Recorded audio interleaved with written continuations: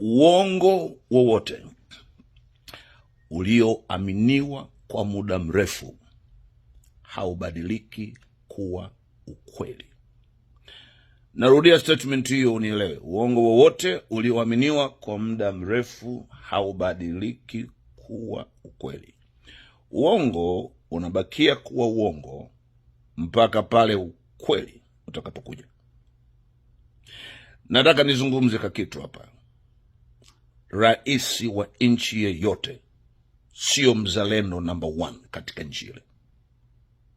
Rais yeyote wa nchi yeyote, nataka unisikilize, rais sio mzalendo number 1 katika nchi yeyote duniani.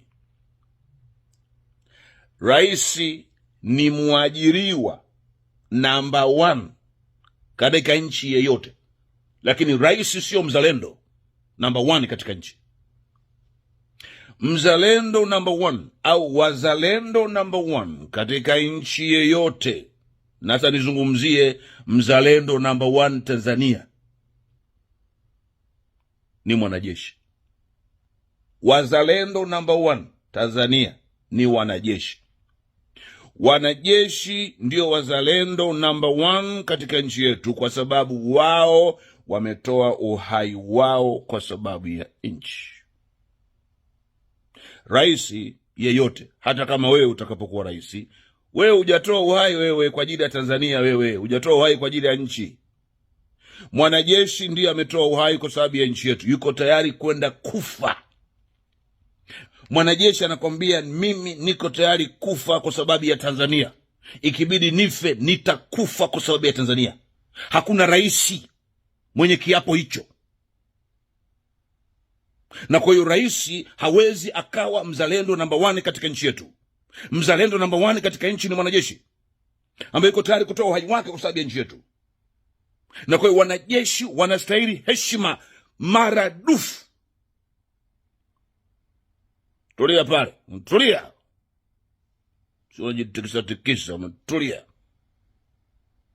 Kwa hiyo wanajeshi ndio wanastahili heshima hiyo ya kuwa wazalendo number 1 katika taifa lote, na hasa nchi yetu Tanzania ijulikana hivyo. Kwa hiyo ule ujinga wa kudhania rais wa nchi ndio mzalendo number 1, mara mnaandika kwenye magazeti sijui mzalendo number 1, rais sio mzalendo number 1. Mkome.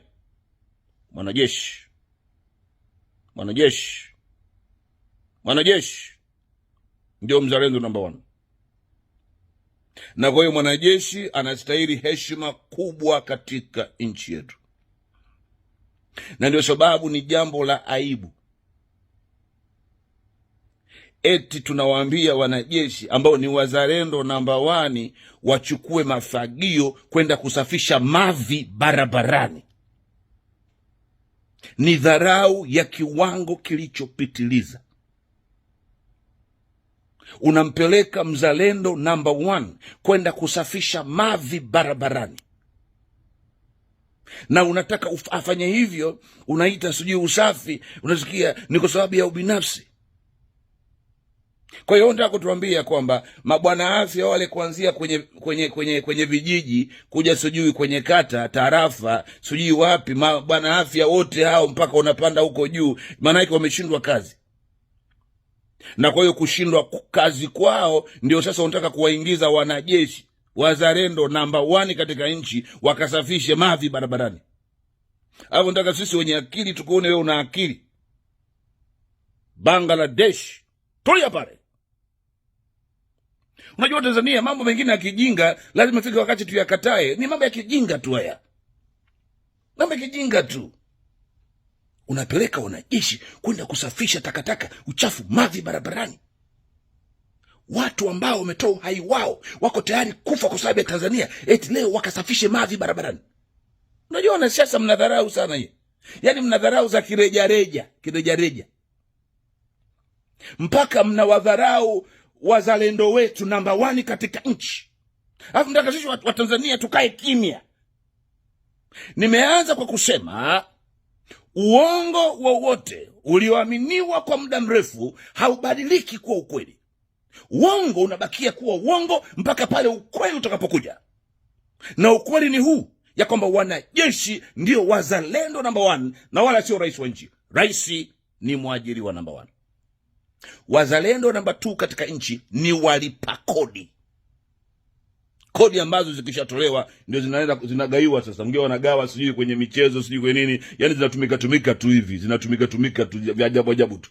Unapanga misafara ya magari chungu mbovu bila sababu. Mismanagement of national resources for personal gain. Natumia hela za nchi ovyo. And then kesho tunakwenda kutembeza bakuli. Tafuta misaada. Misaada kisha kuja tuna misuse misaada. Ibara ya 27 pale tunaambiwa lazima sisi wa Tanzania tumetakiwa kwa mujibu wa sheria. Kwa mujibu wa sheria. Kusafeguard na kuprotect, unasikia, na kuhakikisha kwamba kila aina ya waste na squander ya mali ya nchi, sisi wananchi tunahakikisha tunaipambania. Tunapambana kuhakikisha kwamba any waste and squander ya uchumi wa nchi tunakasirika. Ni jambo la kikatiba, ibara 27. Unaenda kufungua choo, halafu unapanga magari 50 kwenda kufungua choo. That's wastage and squandering national resources for personal interest. Mchezo wa kudharau wazalendo number 1 katika nchi yetu kuanzia leo ukome. Wanajeshi hawawezi kwenda kusafisha mavi barabarani. Hawa ni wazalendo number 1. Rais wa nchi ni mwajiriwa number 1. Wazalendo number 2 nimesema ni walipa kodi. Hata kama ni mama ntilie unalipa kodi, wewe ndio mzalendo number 2. Number 1 wanajeshi, number 2 walipa kodi. Critical thinker, gospel ambassador, mzee wa fumbua macho, anko mafanikio, engine ya submarine. Salam toka taifa la Marekani. Dunia isiyokuwa na A, kipindupindu, B, malaria, C, vibaka. Agaya.